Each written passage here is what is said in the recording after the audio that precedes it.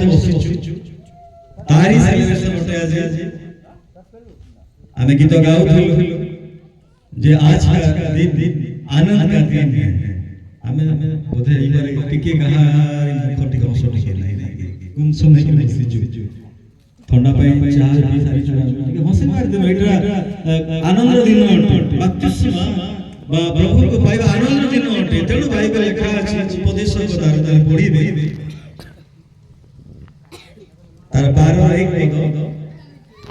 सो उपदेश को 12 एक पद हिंदी रे अछि ओडिया रे उपदेश अछि आओ तुम्हें यौवन काल रे अपना सृष्टिकर्ता को स्मरण करो स्मरण करो दुनिया रे बहुत जीव सोचे स्मरण करबा किंतु प्रभु काहे कि कहउचंती जे यौवन समय अपना सृष्टिकर्ता को कौन करबा स्मरण करबा कारण यौवन समय ए प्रकार का समय जोटा कि मनुष्य संपन्न हो जाय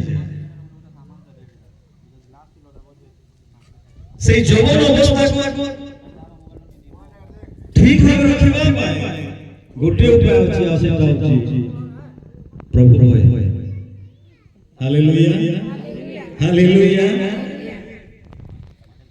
यौवन अवस्था एक प्रकार का अवस्था जहां मनुष्य को कोन करे